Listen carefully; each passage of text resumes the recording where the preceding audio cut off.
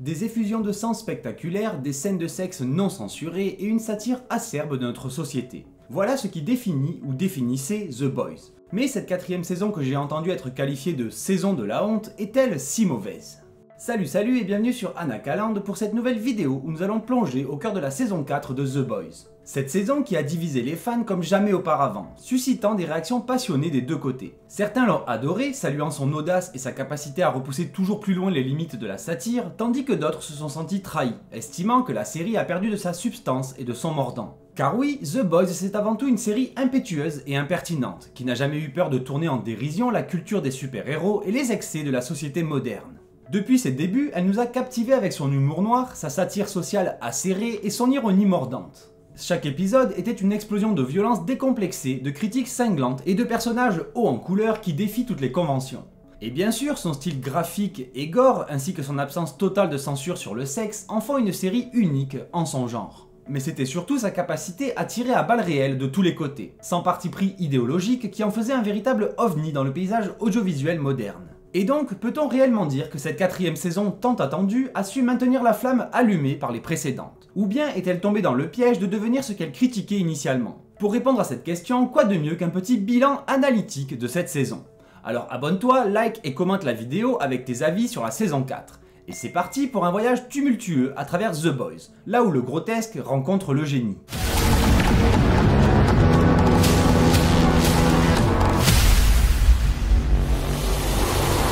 Pour commencer, j'aimerais d'abord me concentrer sur le positif, car même s'il y a beaucoup à dire concernant l'écriture de cette saison 4, pour ce qui est de la qualité technique, de la réalisation, il est indéniable que la série est toujours d'aussi bonne qualité. Les décors, les costumes ou même les effets spéciaux sont toujours largement dignes des saisons précédentes. On remarquera évidemment que le budget faussant a encore explosé dans cette saison et que l'histoire, la trame narrative, s'est un peu simplifiée. Ce qui n'est pas forcément une mauvaise chose en soi. Les saisons précédentes avaient tendance à intégrer des récits secondaires, parfois un peu confus, qui alourdissaient la série. Donc, concernant l'écriture, je peux effectivement comprendre que beaucoup de fans aient un avis très tranché, ou parfois mitigé sur cette saison. Ce qui est mon cas. Je pense même pouvoir dire que cette saison est soit la pire, soit possiblement la meilleure. Et je dis ça car là où les précédentes saisons se perdaient souvent dans des intrigues ou des sous-intrigues trop nombreuses, ici c'est quand même bien plus clair, parfois même trop évident. Donc c'est plus facile de suivre l'histoire pour le spectateur qui veut regarder sans se prendre la tête. Ici, on se concentre surtout sur la trame centrale, l'élection de Victoria Newman à la vice-présidence et son plan pour le coup d'état, ainsi que le conflit entre les camps de Stella et celui du protecteur, dans la société et les médias. Et perso, j'ai trouvé ça cool ce tournant très politique et relations publiques qu'a pris la série. On est moins dans le délire des super-héros, mais plus sur un récit aux enjeux nationaux, avec des complots, des trahisons et des plans secrets. Sauf, car il y a bien un sauf, c'est que malheureusement la série nous avait teasé le virus comme un enjeu central, alors qu'il arrive un peu trop tard. Et surtout, elle en fait un peu trop, et trop souvent, sur le trash et le cul pour plaire à son public. Et puis, cette simplicité dans le récit, l'écriture parfois trop linéaire, donne pour le coup des arcs narratifs de personnages, soit totalement inutiles et ennuyeux, soit sans réel impact sur ces mêmes personnages. Heureusement, on a une Stella plutôt bien exploitée dans cette saison, il était temps, si j'ose dire, qui navigue entre ses actions passées, sa culpabilité et la pousse à être plus honnête envers elle-même. Avec en plus un final vraiment pas mal entre l'histoire du métamorphe et tout ça. Ou l'arc presque de conclusion de Butcher qui est vraiment cool lui aussi. C'est presque une belle conclusion pour son histoire et son développement, chose que j'avais traitée dans cette vidéo, il lutte enfin contre ses instincts d'enfoiré pour se rapprocher de Ryan et le protéger aussi de lui-même. Il tente de faire les choses bien avec ses boys, même si ce n'est pas vraiment ça, et il se rapproche encore plus de Yui, en qui il voit de plus en plus son petit frère. Sans oublier la révélation de son pote Negan en tant qu'hallucination, représentant sa part la plus sombre qui était plutôt énorme. Quand tout d'un coup, il se met à gueuler sur l'autre hallucination, celle de Becca, et du coup, tout devient clair. Ça, pour le coup, c'était vraiment pas mal, je ne l'avais pas vu venir. Mais bon, c'était peut-être la seule vraie surprise de cette saison. Sinon, j'ai par exemple aussi bien aimé l'histoire parallèle concernant Frenchie et même Kimiko. Avec ses histoires de culpabilité ou de vengeance, avec une séquence superbe, mais pas du tout exploitée, de Kimiko à la prison. Et c'est justement là qu'est le problème. Ces arcs de personnages restent un peu superficiels et n'apportent aucune réelle évolution à ces mêmes personnages. Le meilleur exemple est bien sûr celui de Yui. Ça fait déjà 3 saisons qu'on le voit être une victime qui se fait bolosser par tout le monde. Puis, en fin de saison 3, il commençait enfin à s'émanciper de son mentor, Butcher, et à porter un peu plus ses couilles. Mais la saison 4 remet tout à zéro. À nouveau, c'est le gars qui se fait défoncer à chaque fois et qui doit toujours être sauvé. Le mec gentil, mais un peu trop naïf. Et même le truc avec son père qui va mourir et le coup du composé V ne sert à rien. Ok, son père lui manque après et il s'est réconcilié avec sa maman, mais quel est le véritable intérêt pour l'histoire de Huey dans The Boys? Aucun. Il reste le même. Certes, ça permet surtout une grosse prise de conscience sur la valeur du pardon à la toute fin, mais le composé V qu'il a volé pour son père et qui devait contenir 2 doses, on n'en parle même plus ensuite. Au final, ce n'était qu'un prétexte pour faire du gore et encore plus de gore. Et justement, ça m'amène à un truc que je trouvais vraiment fun dans les saisons précédentes, et qui maintenant n'est que là car c'est ce que veulent les fans. Toujours plus de gore, de boyaux et de sang. Mais dans cette saison, bien que certains moments étaient plutôt jouissifs, je l'admets, la plupart du temps c'était trash juste pour être trash. Et ça n'apportait rien de plus à l'intrigue. Je pense notamment au coup de la patinoire qui commence bien avec Homelander qui est ébloui et bute une meuf par accident. Mais ensuite ça part en cacahuète pour rien et tout le monde s'entretue comme des débiles dans la panique. J'entends que ce genre de mouvement de foule puisse être dangereux, mais faudrait pas non plus se foutre de nous.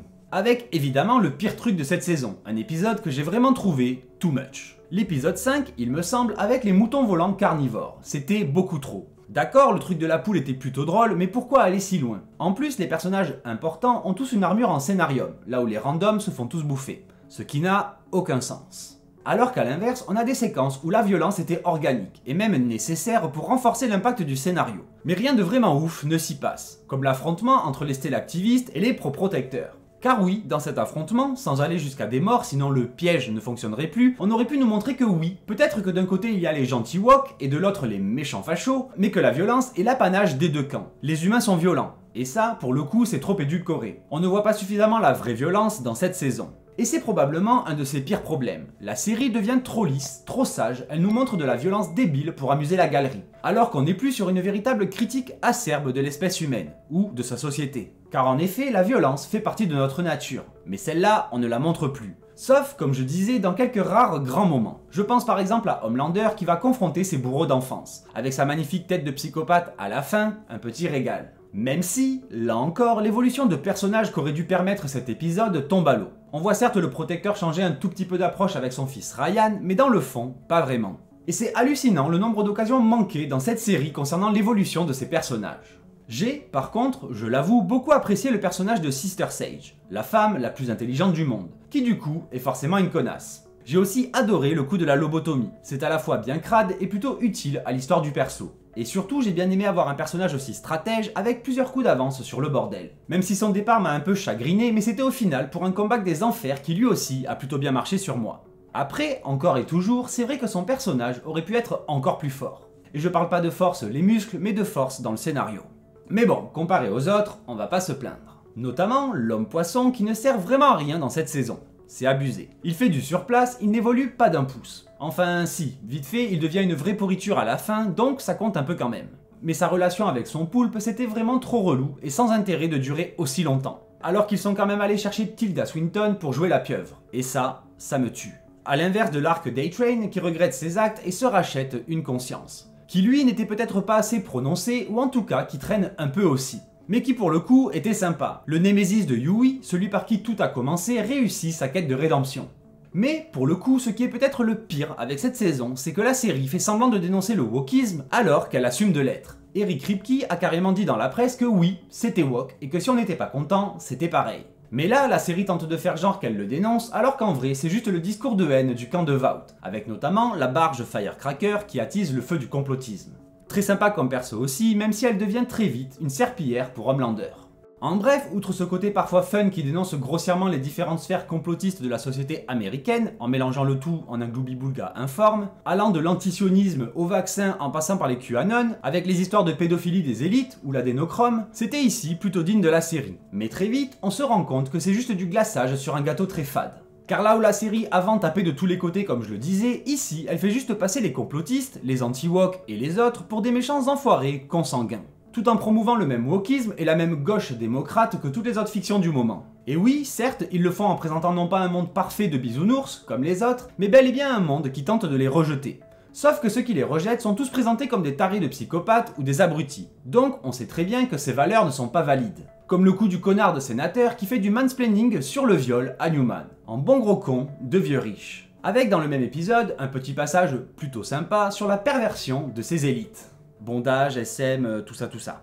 En bref, une saison qui a vraiment beaucoup dénaturé le fond même de la série à ses débuts, en trahissant son côté impertinent et irrévérencieux envers toutes les strates de la société américaine. Tout comme pour ce qui est de la satire sur les grosses boîtes, avec notamment Disney qui s'en prend plein la gueule. Et c'est plutôt mérité. Même si ce n'est pas du tout subtil. Entre Ashley qui dit que Disney veut l'embaucher après Vault, ou tout simplement l'épisode 4 qui nous montre une parodie de la conférence Disney 23. Avec la phase 19 du VCU et le calendrier qui est littéralement le même que celui de Marvel Disney et même Star Wars. Mais derrière, au même moment, le showrunner annonçait que la saison 2 de Gen V était en production, et que d'autres spin-offs, et peut-être même un film, allaient développer l'univers de The Boys. Donc là, c'est du foutage de gueule. Vous devenez ce dont vous vous moquez. Et c'est vraiment bidon. Ou alors, n'en faites pas autant des caisses. Ou même mieux, trouvez un moyen pour que vos personnages nous vendent le truc. Quitte à être aussi méta, faites en sorte que Homelander nous vende à nous, spectateurs, le The Boys Cinematic Universe. Au moins là, on n'aurait pas l'impression que c'est l'hôpital qui se fout de la charité. Mais malgré tous ces défauts, la série reste plutôt fun à voir. Certes, la saison ne sera probablement pas dans le top des classements, mais nombreux sont ceux qui ont adoré. Et tant mieux, car il y a tout de même de très bonnes idées. Le twist de l'alter ego de Butcher, dont j'ai déjà rapidement parlé, ou même le truc des médocs de Firecracker pour faire monter le lait pour se mettre Homelander dans la poche. On la voit même dans un très sale état vers la fin et c'était cool. Sauf que tout à coup, elle va mieux quand ils ont niqué le game et gagné la partie. Donc, encore une fois, un truc intéressant mais qui ne va pas au bout. Elle aurait peut-être dû en mourir de tous ces médocs dont elle se gave. À moins que là encore ce ne soit un truc qu'il garde pour la saison finale. Comme beaucoup trop d'autres choses, et les seuls trucs vraiment bien de cette saison, en vrai, par exemple le fait qu'à la fin ils sont tous dans une sacrée merde, ou la réapparition des personnages de Gen V qui entrent enfin vraiment dans l'histoire, ou encore le virus qui est entre les mains de Dark Butcher. Je l'appelle Dark Butcher car clairement ce n'est plus notre Butcher. C'est son alter ego incarné par Jeffrey Dean Morgan qui est aux commandes. Butcher a craqué après avoir compris que Ryan n'était pas sauvable, ainsi que la mort de Grace Mallory, et il a alors laissé le champ libre à son côté sombre. On le comprend notamment, déjà par le meurtre de Newman, évidemment, même si encore une fois c'est pas si évident, il aurait pu le faire lui-même, mais surtout car à ce moment il ne montre plus les symptômes de sa maladie. Et c'est une chose que son pote lui avait dit plus ou moins, en gros je prends soin de toi quand tu es malade et je ne suis pas affecté. Car c'est un peu comme si c'était son propre pouvoir, lui-même qui avait pris conscience. Donc Butcher n'est pas encore mort, pour notre plus grand plaisir. Même si ce n'est plus vraiment notre Billy, ce qui au final sera peut-être même encore mieux. Donc l'univers complètement barré des Boys est encore loin de s'éteindre, et ce malgré la super-héros fatigue qui commence aussi à les toucher. Mais entre la saison 5, qui clôturera la série, et Gen V, ainsi que les autres spin-offs, on en a encore pour un bon moment à bouffer du super taré. Sans parler de cette rumeur comme quoi le final de la série ne serait pas dans la saison 5, qui finirait sur un gros suspense, mais dans un film qui sortirait ensuite pour clôturer la saga. Bref, du vrai Marvel comme on a appris à le détester.